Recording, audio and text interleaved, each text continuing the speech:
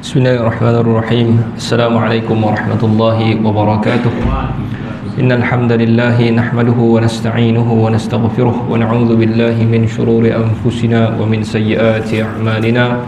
May yahdihillahu fala mudilla lahu wa may yudlil fala hadiya lahu. Asyhadu an la ilaha illallah wa asyhadu anna Muhammadan 'abduhu wa rasuluh. Rabbi shrah li sadri wa yassir li amri wa hlul 'uqdatam min lisani yafqahu qawli. Amin ya rabbal alamin. Summa amma ba'd. Saya muliakan pengerusi, ahli jawatan kuasa imam, ahli jawatan kuasa yang lain, tuan-tuan, puan-puan, hadirin hadirat yang dirahmati Allah Subhanahu wa taala sekalian. Apa khabar semua? Sihat? Alhamdulillah. Pertama-tama sekali marilah sama-sama kita merafakkan rasa syukur kita kepada Allah Subhanahu wa taala di atas limpah dan kurnianya yang diberikan kepada kita saban hari, dan mudah-mudahan segala nikmat yang dikurniakan itu dikekalkan. Tuan-tuan yang dirahmati Allah, alhamdulillah hari ini kita dah masuk 5 Safar. 5 Safar, dinamakan bulan ini bulan Safar kerana apabila orang-orang pergi ke Mekah waktu ni, Safar daripada zaman dulu lagi, pergi ke Mekah waktu ni, apa yang berlaku di Mekah? Safar datang daripada perkataan sifrun, kosong. Kenapa kosong? Dikatakan pada zaman dahulu orang keluar, sama ada dia keluar mencari rezeki pada bulan Safar ataupun keluar berperang pada bulan Safar. Banyaknya perang ataupun dia orang keluarlah bulan Safar ni keluar. Itu yang pertama, sebab dinamakan bulan Safar. Dan yang kedua, dinamakan bulan Safar kerana apabila banyaknya berlaku perang pada bulan ini, sehingga safarlah rumah-rumah tu, kosonglah rumah-rumah, ahli keluarganya mati, apa lagi, hartanya diambil. Jadi dinamakan bulan Safar disebabkan perkara-perkara itu. Dan di antara benda yang buruk masyarakat Arab buat, masyarakat Arab dulu, jahiliyah, sebelum Nabi SAW, apa yang perkara buruk yang mereka lakukan pada bulan Safar, antaranya mereka mencepatkan bulan Safar, kedepankan bulan Safar tu. Jadi ini jadi permainan pada zaman tu, yang Allah Taala sebut ini adalah an-nasi, innaman nasi ziyadatun fil kufr. Sesungguhnya nasi, perbuatan nasi, iaitu depankan bulan. Antara bulan yang selalu dikedepankan adalah bulan Safar. Kenapa? Kerana kita tahu dalam Islam ataupun dalam bulan sebelum zaman, Allah Ta'ala telah fardukan benda ni dah lama dah, sebelum Nabi SAW lagi, iaitu dalam 12 bulan ada 4 bulan haram. Ada 4 bulan haram. Apa bulan haram itu? Zulqa'dah, Zulhijjah, Muharram, dan satu lagi tengah-tengah, Rajab. Rajab ada 4. Tapi kalau kita perhatikan yang berturut-turutnya apa? Zulqa'dah, Zulhijjah, lepas tu masuk pula Muharram. Ada 3 bulan yang berturut-turut haram. Kenapa haram? Apa yang diharamkan? Yang diharamkan adalah berperang pada bulan haram. Jadi Arab dulu dah tahu, dan mereka tak boleh nak perang pada 3 bulan ni. Berturut-turut ni tak boleh. 3 bulan ni berturut-turut. Jadi selepas sahaja bulan Muharram, bulan apa? Safar. Inilah bulan ni, bulan Safar. Muharram, Safar, kan? Lepas berturut-turut Zulqa'dah, Zulhijjah, Muharram, Safar. Jadi dah masuk sebulan sabar. Tak boleh perang. Perang ni kadang-kadang bukan sebab nak bergaduh. Kadang-kadang itu memang sumber rezeki. Kadang-kadang masyarakat Arab memang sumber rezeki, dia pergi pergi serang mana-mana kampung, ambil kereta buat balik, kan? Situ memang perang tu jadi macam sumber rezeki, kan? Okey, jadi sabar, bulan Zulqa'dah tak perang, Zulhijjah tak perang, Muharram dah tak boleh sabar dah. So kedepankan bulan Safar. So dia orang kata, orang pandai dia punya kerja juga, kan? Zulqa'dah, Zulhijjah, lepas tu orang pandai ni umumkan, orang pandai di kalangan mereka umumkan bulan ni, tahun ni tak ada bulan Muharram, tarawih bulan Safar. Jadi itu satu benda buruk yang dibuat oleh masyarakat Arab, iaitu mengkedepankan bulan Safar. Dan yang keduanya, mereka cuba bagi petua, macam ada orang-orang besar di kalangan mereka petua, zaman dulu lagi dah petua, iaitu bulan Safar adalah bulan yang malang, bulan yang bencana. Zaman tu lagi dah Safar bulan bencana, mereka dah petua siap-siap dah. So mereka tak bagi anak-anak mereka untuk kahwin pada bulan Safar kerana takut la yuwaffaq. La yuwaffaq ni apa? Tak boleh kekal. Kahwin tu tak kekal. Hari ni ada isu tuan-tuan, iaitu isu kahwin ni lah, tapi tuan-tuan tak tengok TikTok kan, jadi tak tahu apa isu kan. Ada seorang influencer tu dia kahwin dua, jadi bergaduh masyarakat ni kan. Tak apalah, peduli lah. Yang penting apa ni, jangan bagi anak-anak kahwin bulan Safar. Yang pertama. Yang kedua, apa dia tu, kalau nak buat bisnes kan, kalau kita nak buat perjanjian awak ambil barang ke, jangan buat pada bulan Safar. Ni antara benda yang mereka petua, Arab jahiliah dulu petua kepada masyarakat mereka, dan benda ini sampai hari ni benda tu masih dipercayai. Okay, dalam Islam ni ada geng yang kuat percaya bulan Safar ini buruk, iaitu geng Syiah. Geng Syiah. Kita ahlu sunnah. Ahlu sunnah Sunni. Dunia ini orang Islam terbahagi kepada dua lah secara umumnya, itu Sunni dengan Syi'i. Syi'i. Sunni ni ahli sunnah, Syi'i tu Syiah. Syiah. Jadi Syiah ni tak ramai lah. Tak tahulah, mungkin 20%, 10%, 20% je. Daripada semua orang Islam ni, majoriti orang Islam adalah Sunni, Syiah, ahli sunnah. Okay. Tapi benda ni yang kita kata dengar benda buruk yang berlaku pada bulan Safar ni bukan datang zaman ni, iaitu zaman dulu lagi. Sebab tu ada upacara mandi Safar kan, mandi Safar dan sebagainya.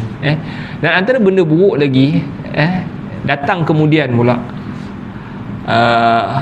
dikatakan Rabu terakhir pada bulan Safar hari berlaku malang. Dikatakan 320,000 bala diturunkan pada bulan Safar, dan kesemuanya diturunkan pada hari Rabu terakhir pada bulan Safar. Jadi ada orang percaya benda ni.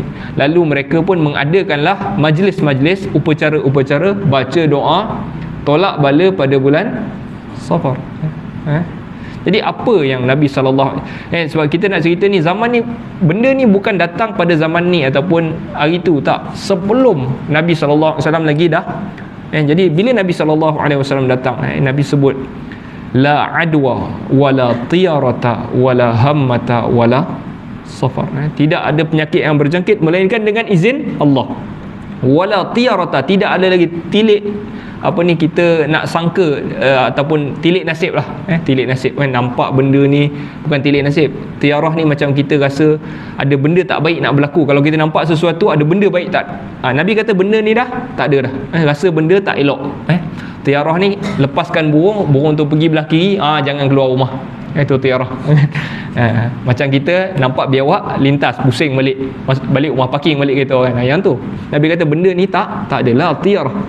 Wala hammah. Hammah ni burung hantu. Nampak burung hantu duduk atas rumah, kita rasa ada benda tak baik nak berlaku. Tiarah. Macam kita lah nampak ada rama-rama masuk rumah ni, ada bondo nak berlaku ni kan. Yang tu tak ada. Nabi kata la hammah, la hammata. Dan juga Nabi kata wala safar, dan juga tidak ada kepercayaan mengarut tentang bulan Safar, tak ada. Jadi kalau ada apa-apa doa yang orang hantar dekat kita, orang forward kat kita WhatsApp, baca ni pada bulan Safar, nak elak bala contoh, dia tak payah baca kan? Sebab kepercayaan daripada awal bulan Safar tak ada apa-apa masalah.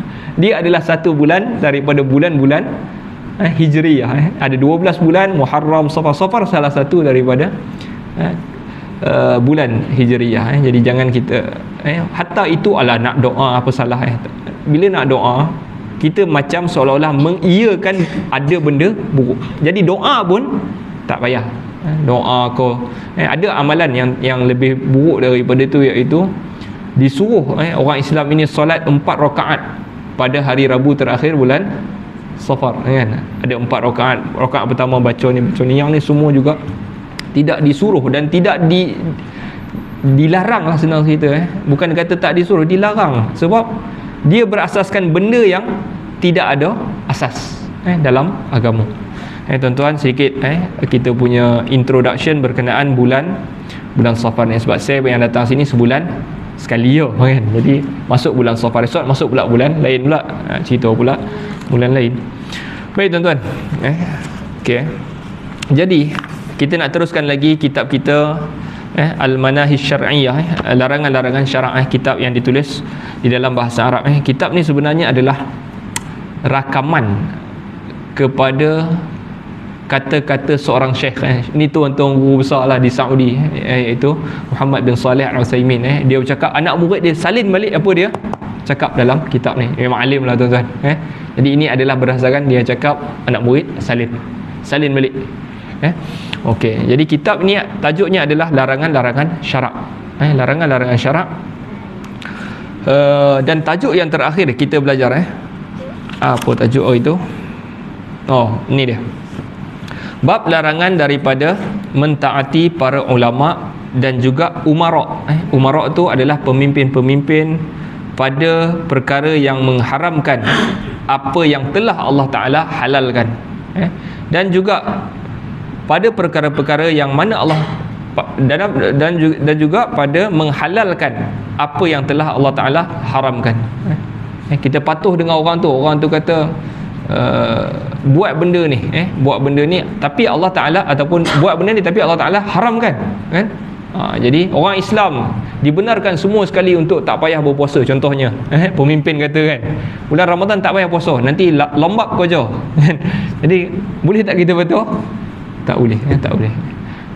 Walaupun ada firman Allah Ta'ala kata, ya ayyuhalladzina amanu ati'ullaha wa ati'ur rasula wa ulil amri minkum. Wahai mereka-mereka yang beriman, ta'ala Allah, ta'ala Rasul, ta'ala ulil amri, orang yang memegang urusan, pemimpin di kalangan kamu. Tapi bila benda yang Allah Ta'ala tak bagi, kita tak boleh patuh tuan-tuan. Jadi ini adalah tajuk yang terakhir kita belajar pada bulan lepas.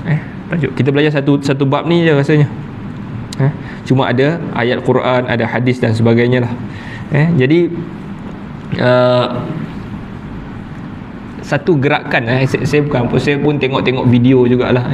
Satu gerakan iaitu di barat lah, mungkin di Amerika. Antara gerakannya adalah nak halang orang daripada makan daging. Nak halang manusia, nak vegan lah tuan-tuan. Vegan maknanya kalau kita ni dia tak bagi orang makan sebab dia kata apabila bunuh binatang tu, itu satu bentuk kekejaman. Jadi dia cuba nak paksa orang supaya jangan makan binatang, sebab bunuh binatang adalah kekerasan, kekejaman bagi mereka. Jadi kita nak ikut tak gerakan ni? Kalau kita nak ikut kan, sebab kita rasa itu bentuk diet, makanan yang okey. Maksudnya saya kalau makan rumput makan daun-daun, makan apa, sayur je saya boleh survive, tak apalah kan. Tapi kalau kita ikut sebab kita rasa itu adalah satu kekejaman ke apa ke kan, sedangkan Allah Ta'ala telah halalkan untuk kita. Makan daging lembu halal, ayam halal, tiba-tiba jangan makan sebab kekerasan. Jadi ini tak perlu kita patuh. Okey. Cumanya apabila dia orang ni melakukan penyembelihan pada skala yang besar, di sanalah bela lembu sekali banyak, jadi dia akan menyebabkan kesan yang buruk kepada alam. Yang tu betul lah kan. Nak bela ni dia tak boleh bela sekali besar kan. Jadi kita mungkin kalau kita nak kita nak marah macam ni, bela sekali besar. Jadi apabila dia punya najis tu banyak sangat, dia boleh menyebabkan, dipanggil kesan rumah hijau kan, iaitu boleh menipiskan ozon kita dan sebagainya. Yang tu kesan-kesan yang tu betul lah. Tetapi untuk kata bunuh haiwan, kata kekejaman benda ini, tidak patutlah, sebab Allah Ta'ala yang menghalalkan, Allah Ta'ala yang tundukkan binatang ni untuk kita makan. Okey tuan-tuan, jadi kita nak masuk kepada tajuk yang seterusnya. Banyak kita belajar Tajuk yang seterusnya adalah an-nahyu an ibtigha'i hukmil jahiliyah. Larangan daripada mengkehendaki ataupun mengikuti hukmil jahiliyah, hukum-hukum jahiliyah, hukum peraturan ataupun undang-undang zaman jahiliyah, larangan daripada kita mengikutinya. Qala Allah Ta'ala, firman Allah Subhanahu wa Ta'ala. Jadi sebelum daripada saya baca tu, jahiliyah ni apa tuan-tuan? Jahiliyah, kalau kita sebut pada jahiliyah, maknanya zaman yang mana sebelum Nabi SAW datang. Yang tu maksud jahiliyah. Jadi kalau kita asrul jahiliyah, kalau kita belajar zaman-zaman perkembangan sebelum Nabi kita panggil asrul jahiliyah, zaman jahiliyah. Jadi dilarang, tajuk ni adalah larangan untuk kita mengikuti undang-undang ataupun peraturan pada zaman itu. Okey, yang kedua, maksud bagi jahiliyah juga adalah apa sahaja peraturan yang bertentangan dengan Allah dan Rasul, kita panggil jahiliyah. Itu maksud hukmul jahiliyah. Okey. Jadi firman Allah Subhanahu wa Ta'ala, wala tufsidu fil ardi ba'da islahiha. Firman Allah, janganlah kamu melakukan kerosakan di bumi selepas mana telah berlaku kebaikan, telah berlaku pemulihan padanya. Jangan kamu melakukan kerosakan setelah berlaku pemulihan. Apa maksud dia? Maksud dia adalah Allah Subhanahu wa Ta'ala larang untuk kita mulakan balik apa-apa sahaja kerosakan setelah Allah hantar Rasul, Allah hantar Nabi. Allah dah bagi dah, Nabi dah ajarkan macam-macam kepada kamu peraturan, jangan buat ini, buat yang ni, jangan buat yang ni, makan yang ni, jangan makan yang ni. Jadi Allah Ta'ala kata jangan kau buat kerosakan setelah aku hantar Rasul aku. Itu maksud dia. Okey. Yang keduanya, firman Allah Subhanahu wa Ta'ala, afa hukmul jahiliyati yabghun. Apakah hukum jahiliyah yabghun yang kamu semua idam-idamkan ataupun yang kamu ingin-inginkan sangat tu. Jadi kita dah takrifkan tadi hukum jahiliyah. Hukum jahiliyah ni sebagai contoh, penulis menyatakan afa hukmu ahli jahiliyyah alladhina sabaqu ar-risalah yabghuna fayuriduna an yu'idu hadhihi al-umma ila tariq al-jahiliyyah allati ahkamuha ma'rufatun wa minha al-bahair. Antara benda-benda yang jahiliyah buat yang jangan kita kembali balik pada zaman tu, antaranya al-bahair. Jadi tajuk ni dia lebih fokus kepada tajuk akidah, tuan-tuan. Akidah maknanya dia tak cerita benda-benda yang lain, dia masih fokus lagi pada tajuk akidah. Akidah maknanya kita lurus akidah kita kepada Allah Subhanahu wa Ta'ala. Baik. Antara bendanya yang disebut adalah al-bahair. Al-bahair adalah perkara yang dilakukan oleh orang-orang jahiliyah. Bahair ni adalah unta yang kelima lahir. Unta betina melahirkan seekor, 2 ekor, 3 ekor, 4 ekor. Yang kelima ekor tu, kalau dia betina, diambil dia dan dipotong sedikit telinganya, dan tidak diambil manfaat daripadanya, tak disembelih, tidak diambil susunya. Untuk tujuan apa? Tujuan dia adalah, ini adalah untuk persembahkan kepada berhala. Maknanya yang ni khas untuk berhala. Yang ni kita jangan ambil apa-apa, jangan tunggang dia, jangan makan dia, jangan perah dia, perah susu dia. Jadi yang ni semua jangan buat. Ini untuk berhala. Jadi Allah Ta'ala tanya, adakah hukum jahiliyah yang macam ni yang kau nak cari sangat tu? Itu maksud dia. Yang kedua, dia bagi contoh dekat sini as-sawaib. Sama juga as-sawaib adalah binatang ternakan yang dibiarkan, daripada dimanfaatkan, sama juga. Cuma mereka ni mungkin ada kata yang as-sawaib ni mungkin yang lahir yang keberapa lah, jadi khilaf lah. Orang sekarang mungkin tak tahu, mungkin zaman tu orang tahu. Yang keempat yang ketiga dinamakan as-sawaib. As-sawaib ni Maksud dia tinggalkan dia, jangan manfaatkan ia untuk berhala. Okey, dan seterusnya adalah qatlul aulad, iaitu bunuh budak-budak. Bunuh budak ni apa tuan-tuan? Bila orang Arab ni bunuh budak? Kalau yang lahir tu anak perempuan. Jadi mereka nak anak lelaki. Kenapa orang nak, kita jangan cakap Arab dululah, orang sekarang pun kadang-kadang dia nak anak lelaki. Macam kalau first time lahir tu nak anak lelaki kan. Kenapa? Anak lelaki bawa nama, akan bin dengan dia kan, Kalau anak perempuan dia akan jadi bin kepada, dia akan lahirkan budak yang bin dengan lelaki tu tadi. Jadi sebab tu antara sebab nasab keturunan itu sangat dibanggakan lah. Jadi sebenarnya anak lelaki ke anak perempuan ke, itu adalah pemberian Allah SWT, dan dia kedua-duanya sangat baik kan. Kadang-kadang orang rasa anak lelaki inilah anak kita sebenarnya. Kadang-kadang mak-mak dia rasa macam tu, sebenarnya bukan. Anak perempuan tu sebenarnya anak dia. Sebab bila raya banyak balik belah lelaki ke belah perempuan? Balik kampung belah perempuan kan, memang balik belah perempuan kan. Kadang-kadang itu sebab anak perempuan ni penting, sebab anak perempuan lagi kuat tarik suami, tarik anak dia balik kampung dia kan. Lagi untung anak perempuan tuan-tuan. Cuma anak perempuan ni dia kan, dia susah sikit lah kan. Dia susah sikit sebab dia banyak benda, tapi ada banyak kelebihan anak perempuan ni. Okey, jadi dia bunuh anak perempuan sebab kadang-kadang dia rasa malu masyarakat dulu dia rasa malu kan. Dia ni tak cukup lelaki ke kan? Sebab kenapa dia kahwin, dia bersama dengan isteri dia tapi lahir anak perempuan, macam dia tak cukup kelelakian, dia rasa macam tu. Sedangkan tak ada kaitan. Dia bunuh anak tu. Okey. Macam mana? Kalau nak bunuh anak perempuan, nak jadi ibu adik macam mana? Itulah bila bunuh anak perempuan ke, siapa yang nak melahirkan? Masyarakat tu kan dah tak ada orang pula nak mengandung, tinggallah 2-3 orang, yang susah lah kan. Macam mana? Lelaki boleh lah kahwin ramai, perempuan tak boleh kahwin ramai dah kan. Okey, jadi ini semua benda-benda jahiliah, hukum-hukum jahiliah yang Allah Ta'ala kata yang ni ke yang kau nak ikut.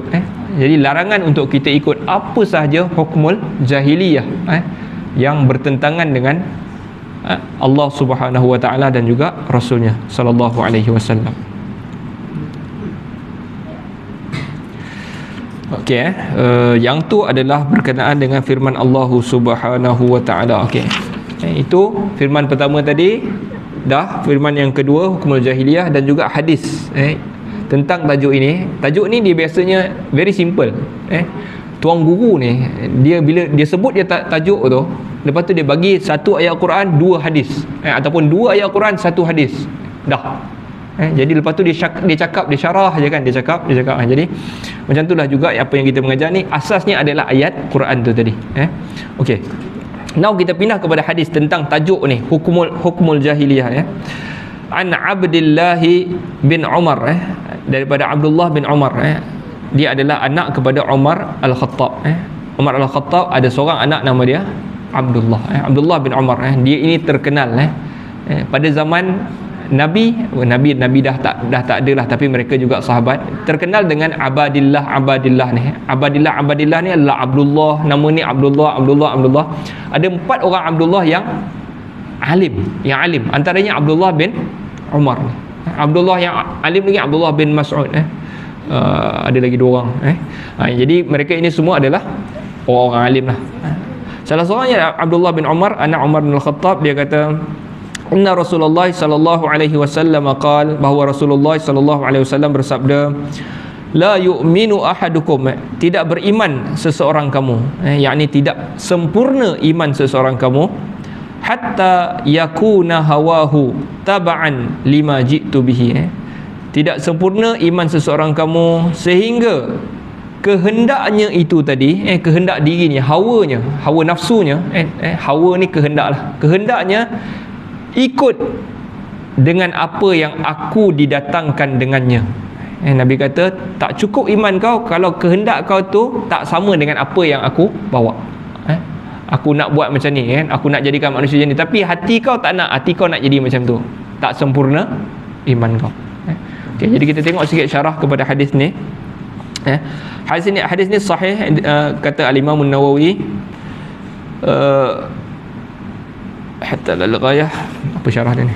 Kama zakara Allah ka sabaqana. Okey. Jadi kalau jiwa kita ni tuan-tuan, kita suka kepada benda-benda yang tak baik kan, tapi kita tak lawan Islam. Contohnya ada orang, ada manusia ini dia memang suka sangat berzina contohnya kan, tapi agama bagi tak zina, Nabi bagi tak berzina, Nabi tak bagi berzina. Jawapan Nabi pun menarik juga. Ada seorang sahabat kategori sahabat walaupun dia kata dia suka berzina kan, lalu Nabi bagi tahu kan, adakah engkau suka sekiranya emak engkau berzina dengan orang? Dia kata dia suka nak berzina dengan perempuan ni. Lepas tu Nabi tanya, kau suka tak kalau emak engkau berzina dengan macam-macam orang? Tak suka kan? Kau suka tak adik perempuan kau, kakak kau berzina dengan orang? Kau tak suka kan? Jadi engkau pun jangan buat macam tu. Jadi itu antara nasihat Nabi. Okey. Jadi kalau ada orang ni dia suka dengan benda-benda yang fahish ni, benda-benda yang keji ni, dia suka, tetapi dia buat juga, tetapi dia tak lawan secara terang-terangan lah. Dia kata apalah agama ni tak kasih zina, aku suka zina. Jadi dia buat juga. Yang tu dia lawan, maknanya dia adalah kafir. Dia kafir maknanya sebab dia lawan secara, dia buat tetapi dalam masa yang sama dia tak suka dengan hukum tu, dia adalah orang yang kafir, yang lawan terang-terangan kafir. Tetapi kalau dia buat juga benda yang Nabi SAW larang, dalam masa yang sama dia akui dia silap, dia salah ni, dia tak marah, dia berdosa, tapi dosanya dosa besar, dosa besar sebab dia tak melakukan perkara-perkara yang kabair, yang dosanya besar. Okey, yang tu adalah sama juga seperti riba kan, riba ni kalau kita tengok sejarah awal riba ni apa? Riba ni bagi pinjam duit dan minta bunga kan, pokoknya pinjam 20,000, nanti esok bayar balik 30,000. Okey, jadi pinjam, atas pinjaman 20,000 tu kita nak tambahan, yang tu itu nama riba. Apa yang dibuat oleh bank-bank Islam sekarang ni bukan yang tu. Bank Islam dia lain, dia ada macam-macam corak. Beli kereta tu, kalau kita pinjam bank Islam, maknanya kita bukan pinjam duit, bank Islam belikan kereta tu untuk kita kan. Bank Islam lah, Islamic ni kan, dia belikan kereta, lepas tu dia jual balik dekat kita. Itu beza dia. Yang ni bank konvensional lain, kita minta dengan dia 20,000, kita minta 20,000, so nanti kita bayar balik atas 20,000, atas prinsipal 20,000 tu bayar balik interest. Yang tu nama riba. Itu nama riba. Okey. Jadi riba ni juga tuan-tuan, ada orang kata kalau kita tak sebar luaskan interest ni, negara dia akan kuncup ekonomi dia akan lemah. Dia kata macam itulah. Maknanya jadi seolah-olah kalau orang yang berkata macam ni, dia tahu hukum Allah tak bagi riba, tapi dia kata kalau riba tak buat, negara akan lemah ekonomi. Jadi orang ni juga termasuk di dalam kelompok yang kafir, lawan dengan Allah Subhanahu Wa Taala, sebab dia tak setuju dengan Allah Taala. Okey. Tapi kalau dia ambil riba dalam keadaan tak tahu, ataupun dia terpaksa ke kan, yang ni juga tidak dikira kafir tuan-tuan. Okey. Yang itulah sedikit sebanyak tentang tajuk kita yang pertama hari ni. Yang pertama hari ni adalah hukumul jahiliyah, jangan kita cari, jangan kita cari. Jadi kalau boleh kita memang kena elakkan. Okey. Kita masuk dengan tajuk yang seterusnya, babun nahyi anil halafi bi ghairillahi. Bab larangan daripada bersumpah selain daripada Allah Subhanahu Wa Taala.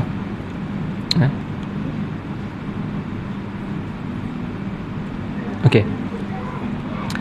Apa hukum orang yang bersumpah selain daripada Allah Subhanahu Wa Taala tuan-tuan? Ada tak orang bersumpah selain Allah Taala? Demi nyawa bapa aku akan langsaikan hutang kau kan, ataupun demi diri aku kan, aku akan langsaikan hutang kau. Apa hukum dia tuan-tuan? hukumnya adalah dosa. Dosa yang termasuk dosa yang besar, termasuk dalam syirik yang kecil, syirkul asghar, termasuk dalam hukumnya syirik yang kecil, dan dosanya besar. Tak boleh bersumpah melainkan dengan nama Allah sahaja. Nama dan sifat-sifat Allah. Sumpah ni boleh kita orang Islam sebut je sumpah nama Allah, demi Allah, itu saja. Ataupun demi yang maha penyayang, ataupun maksud kita Tuhan lah, boleh lah. Apa saja yang berkaitan dengan Tuhan. Nabi selalu bersumpah wallazi nafsi biyadih. Nabi selalu bersumpah itu. Dan demi yang jiwa aku ini di tangannya. Demi jiwa yang jiwa aku ini di tangannya. Jadi maksudnya Allah lah. Yang tu boleh lah. Selain daripada Allah kita tak boleh sumpah. Jadi kenapa tak boleh sumpah selain daripada Allah Subhanahu Wa Taala? Yang pertamanya sebab apabila kita sumpah, benda yang kita sumpah itu dianggap ta'zim, benda yang besar. Kalau kita sumpah dengan benda tu, maknanya benda itu besar. Jadi masyarakat Arab, tuan-tuan, apabila bersumpah, dia orang apa benda yang besar dekat dia orang? Kalau dia orang tak ada Tuhan lah, apa yang besar? Pandangan tuan-tuan lah, masyarakat Arab dulu-dulu ni, apa yang besar kepada mereka ni? Keturunan dia orang. Sebab tu tadi nak lahir anak lelaki kan, sebab keturunan itu. Jadi mereka akan semua demi bapa aku, demi bapa-bapa aku, demi nenek moyang aku. Itu sumpah mereka. Lalu Allah SWT nak buang perasaan membesarkan tu, membesarkan mak ayah-ayah dia orang ni tadi, nak membesarkan hanyalah Allah Subhanahu Wa Taala. Jadi bersumpah hanya dengan Allah Subhanahu Wa Taala saja. Jadi tak boleh kita sumpah selain daripada Allah Subhanahu Wa Taala. Sama lah juga tuan-tuan kan. Sumpah ni dia macam kita mempertaruhkan sesuatu. Kita nak cakap ni, demi Allah aku memang dah buat dah kerja tu, demi Allah kan. Tapi ni macam mana? Demi Allah aku dah buat kan. Kita pertaruhkan nama Allah. Jadi bila kita nak pertaruhkan sesuatu, kita kena tahu di kalangan manusia ni pun tak sama darjat kan. Bila nak pertaruhkan sesuatu, contohnya apabila kita nak bertaruh berjudi ni haram tuan-tuan, tapi katakanlah wal-iyazubillah ada orang bertaruh kan, dia keturunan dia biasa-biasa saja, dia orang Marhain, dan dia nak bertaruh dengan keturunan gajah kan, bertaruh dengan keturunan gajah. Jadi dipertaruhkan, kalau Dan kalah, anak Dan akan jadi kuli dekat rumah kau sebulan. Kalau anak gajah tu, kalau gajah tu pun, kalau kau kalah, anak kau jadi kuli kat rumah Dan sebulan. Boleh kau tuan-tuan? Tak boleh, tak sama kan. Anak gajah dengan anak kita pun tak sama taraf kan. Apatah lagi kita nak letak nama Allah itu, kita nak pertaruhkan benda yang rendah selain daripada Allah SWT. Jadi tak boleh. Jadi orang Islam tak boleh bertaruh selain daripada, ataupun bersumpah, bertaruh ni dah habis cerita dia tadi, bersumpah selain daripada nama Allah. Baik, Allah Subhanahu Wa Taala berfirman tuan-tuan di dalam surah Al-Baqarah, ya ayyuhan nasu ubudu rabbakumul ladzi khalaqakum. Wahai mereka-mereka yang beriman, sembahlah Tuhan kamu yang alladzi khalaqakum walladzina min qablikum, yang telah menciptakan kamu dan juga telah menciptakan orang yang sebelum daripada kamu, la'allakum tattaqun, supaya kamu menjadi orang-orang yang bertakwa. Allazi ja'ala lakumul arda firasha, yang dia itu telah menjadikan bumi ini sebagai hamparan, was samaa binaa, dan langit sebagai satu bina, bangunan, wa anzala minas samaa'i ma'a, dan dia turunkan daripada langit itu air, fa akhraja bihi minas samarati rizqan lakum, dan dia keluarkan daripada langit itu tadi, dia keluarkan daripada air yang turun tu tadi buah-buahan sebagai rezeki untuk kamu. Fala taj'alu lillahi andada wa antum ta'lamun, dan jangan kamu jadikan Allah, untuk Allah itu andadan, sekutu-sekutu, wa antum ta'lamun, dan dalam masa yang sama kamu tahu. Jadi firman ni nak bagi tahu nak jadi syahidnya adalah jangan kamu jadikan untuk Allah itu sekutu-sekutu, sedangkan kamu tahu maknanya apabila kita nak sumpah, sumpah jangan letak lebih tinggi. Sumpah ni kita akan pertaruhkan benda yang paling tinggi dalam hidup kita. Jadi bila kita letak benda lain, maknanya kita jadikan ia setara dengan Allah SWT. Faham tuan-tuan? Itu maksud dia, nak pertaruhkan benda yang paling tinggi. Jadi tak mungkin dalam hidup kita ni ada benda yang lebih tinggi daripada Allah Subhanahu Wa Taala. Okey, Ibnu Abbas qala Ibnu Abbas fil ayah al-andad huwa syirk. Andad ini, sekutu-sekutu ini adalah mensyirikkan Allah. Apa maksud al-andad dalam ayat ni tadi adalah mensyirikkan Allah, menjadikan Allah itu ada benda yang setara dengan Allah. Akhfa min dabibin nabli ala sifati sauda'i fi zulmatil. Benda ni, syirik ni, andad ni, dia lebih tersembunyi, lebih tak nampak daripada semut yang merayau, yang berjalan di atas kain yang hitam pada kegelapan malam. Tak nampak. Syirik jenis ni memang biasanya manusia tak perasan, kadang-kadang terbuat. Wa huwa an taqul, contohnya kamu cakap, kata Ibnu Abbas, contohnya kalau kamu cakap wallahi wa hayatika ya fulan wa hayati. Kadang-kadang kamu akan sebut benda yang syirik tapi kamu tak perasan. Contohnya, demi Allah dan demi kehidupan engkau wahai fulan dan juga kehidupan aku. Kita cakap aku bersumpah ni demi Allah, demi kau, demi aku, kan? Jadi kita seolah-olah kita tak perasan, kita dah jadikan benda yang kita pertaruhkan tadi setara, kan? Allah, hidup engkau, hidup aku. Itu kata Ibnu Abbas adalah syirik. Andad yang dimaksudkan dalam ayat, sekutukan Allah. You tak perasan kadang-kadang. Okey. Wa taqulu, dan kadang-kadang kau cakap laula kulaibah hadza la atana lusus. Dan kadang-kadang kau sebut kalaulah tak kerana anjing ni tadi, nescaya pencuri dah datang dekat rumah kita. Kalau tak sebab anjing ni tadi, nescaya apa? Pencuri dah masuk. Ini juga termasuk menyekutukan Allah. Bukan sebab dek anjing tu. Anjing boleh jadi sebab, tapi kita terlupa siapa yang musabbib. Kenapa pencuri tu tak datang? Sebab Allah tak kasih, tak benarkan dia datang musabbib. Kadang-kadang bila kita cakap macam tu, sebab kau lah dek saya selamat tadi. Tak. Jaga-jaga dengan percakapan tu. Sebab kau lah tak ada lagi. Mungkin dia menjadi sebab di situ. Mungkin sebab dia kita selamat ke apa, tapi musabbibnya adalah Allah. Jangan lupa apabila kalau kita sebut pun macam tu, tuan-tuan, berdosa ke tuan-tuan? Khilaf ulama. Tetapi kalau dia bercakap dalam masa yang sama, dia i'tiqad, dia tahu Allah lah musabbib, punca benda tu tak berlaku, tak apalah. Tapi kalau dia rasa orang tu lah punca dia termasuk terjatuh dalam syirik. Syirik iaitu dosa besar. Okey, dia bagi contoh lagi, walaulal battu, kalaulah tak kerana itik ni tadi fiddar, di rumah, la atal lusus, nescaya penyamun pun datang. Dia bagi contoh lagi, wa qaulur rajul li sahibihi masyaallahu wa syi'ta, masyaallahu wa syi'ta.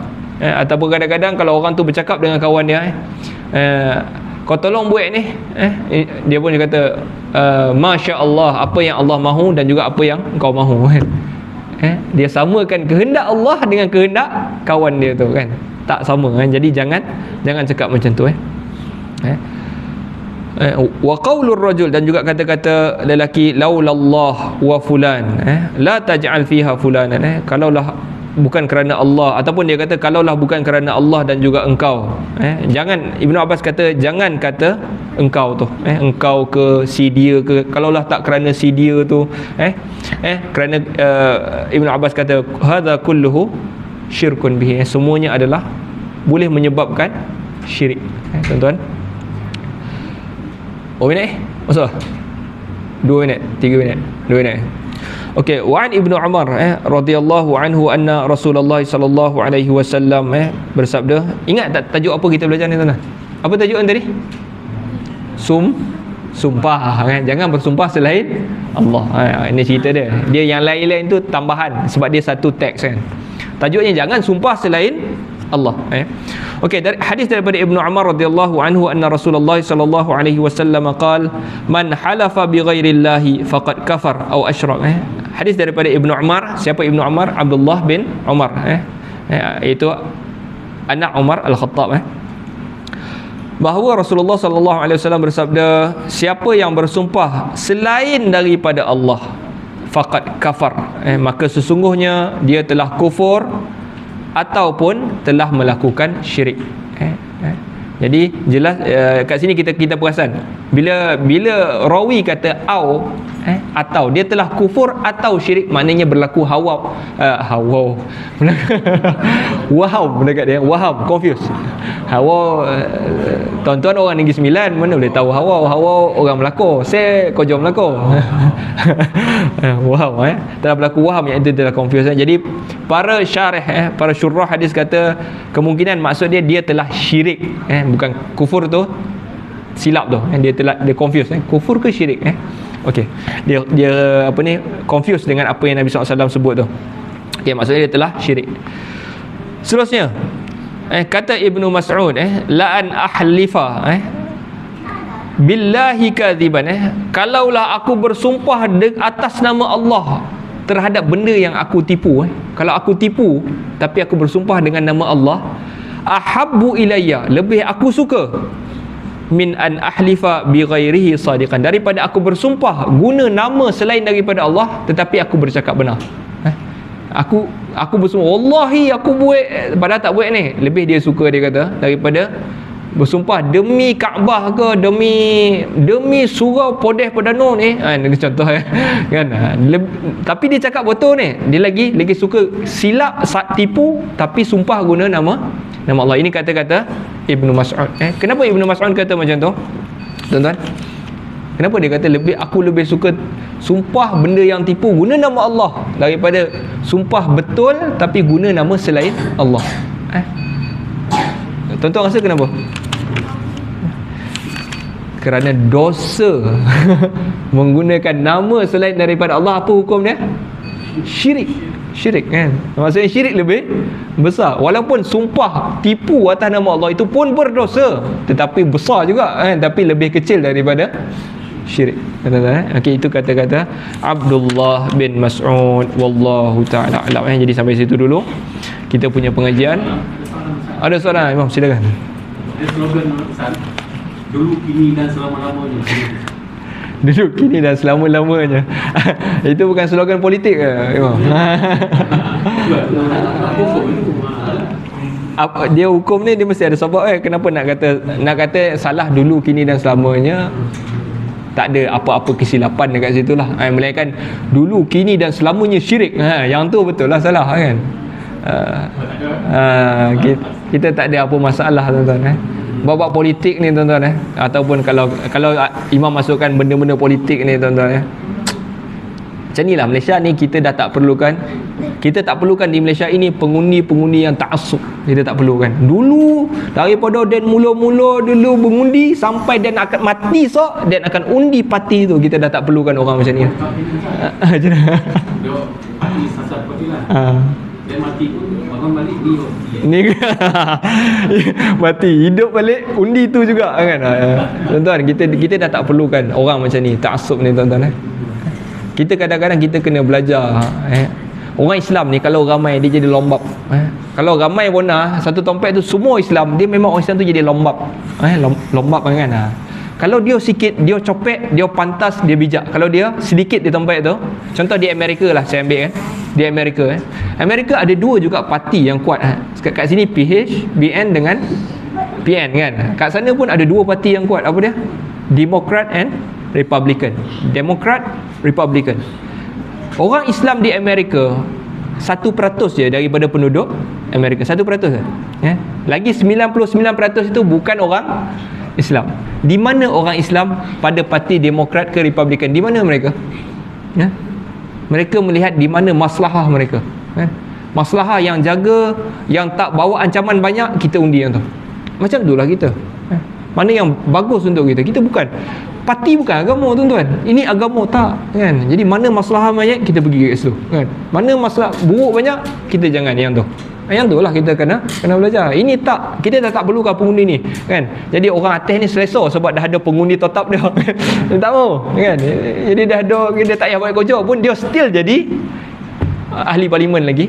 Next election dia masih lagi ahli, tak mau. Kita tak mau. Mana yang tak bagus kita buang. Itu sahaja tuan-tuan. Wallahu ta'ala alam. Cerita politik jangan kan saya.